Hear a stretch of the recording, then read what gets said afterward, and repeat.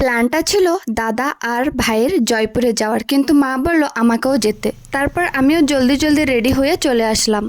Late হয়ে যাচ্ছিল বলে সকালে কিছু খেতেও পারিনি, তাই গাড়িতে বসে বসে আমি কেক খাচ্ছি। তারপর সুন্দর ভিউর মজা নিতে নিতে চললাম। আমার অবস্থা হয়ে গেল অনেকটাই খারাপ, গা হাত পা গুলে একদম বমি হয়ে গেল। তারপর ভাইরা আর আমার সিট হয়ে গেল অদল বদল। ভাই চলে গেল পিছে আর আমি চলে আসলাম আগে। তারপর পৌঁছে গেলাম লোকেশন। কিছুক্ষণ পরেই নরেশ দাদা আসলো। তারপর ভাইয়ের এটা চলছে চেক আপ। তারপর দাদা আর ভাই গেল ভিতরে, আর আমার বাইরে বসে খুবই টেনশন হচ্ছে। বাইরে এসে ভাই রিপোর্টটা আমার হাতে ধরিয়ে দিল। বললো ডক্টর বলেছে চোখে নাকি ইনফেকশন হয়েছে। দাদা বসে ভিতরে গল্প করছে করছে করছে, আমি যে চাবিটা নিয়ে এসেছি।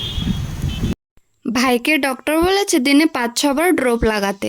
ভাইকে নিয়ে আমরা এসেছিলাম জয়পুরে, কারণ ওর চোখে একটু প্রবলেম হয়েছে। ওর চোখটা অনেক লাল হয়ে গেছে, চোখটা ফুটছে আর অনেক জল বেরোচ্ছে। তো হয়ে গেছে 1 সপ্তাহ। তা আজ আমরা এসেছি জয়পুরে ডাক্তার দেখাতে। তো ডাক্তার বলেছে যে সিভিএ এরকম কিছু হয়েছে ডিজিজ, আর কেমিক্যাল রিয়াকশন এরকম কিছু হয়ে গেছে। তো যদি 4-5 দিনে কমে তো তাহলে ঠিক আছে, নয়তো আবার আসতে বলেছে। আর 1 মাসের মেডিসিন দিয়ে দিয়েছে। তো এটা আমার ভাই মেডিসিন চোখে লাগিয়ে শুয়ে আছে। মানে দুই বেস্ট ফ্রেন্ডের দেখা হয়েছে, তো এত কথা বলছে এত কথা বলছে এত কথা বলছে, আমরা দুই ভাই বোন বসে বসে বোর হয়ে যাচ্ছি, তারা আসছেই না। আমাকে অনেক খুশি লেগেছে, নরেশ দার সঙ্গে অনেকদিন পর দেখা হয়েছে।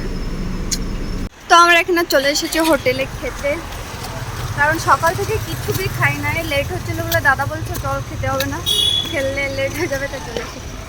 তো আমাদের অর্ডার হয়ে গেছে, আমরা বসে আছি খাওয়ার জন্য। যারা ভাই এতবার পেমেন্ট নেওয়ার চেষ্টা করলো, বাট আমার ফোনে টেকনিক্যাল ইস্যু দেখাচ্ছে, নিতে পারলো না। আমি সব খরচা করলাম। তো আমরা এসেছি হাই অ্যান্ড হিলসে খেতে জয়পুরে। আমি নিউ ইয়ারের সময় এখানে এসেছিলাম খাওয়ার জন্য, আমার কাছে খুব ভালো লেগেছিল। তো দাদা শুনেছে যে কোথায় যাবে খাতে, আমি এই রেস্টুরেন্টটা বলেছি। আর এখন আজকে আমাদের অলরেডি প্লেট চলে এসেছে আমাদের খাওয়া দাওয়া কমপ্লিট। এখন দাঁড়াই। তা আমি চলে এসেছি এত বর্ষার ভিতরে সুলসানিতে। আর এটা বেশি ছাড়নো।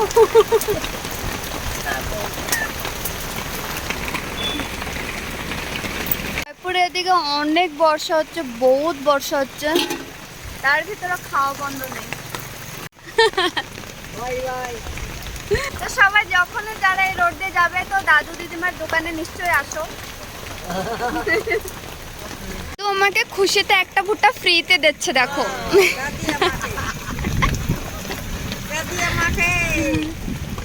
এই যে দিদিমা কি বলতেছে, আমি ভুট্টা খাচ্ছি না, পুরো ভিজে যাচ্ছি, ভিজে।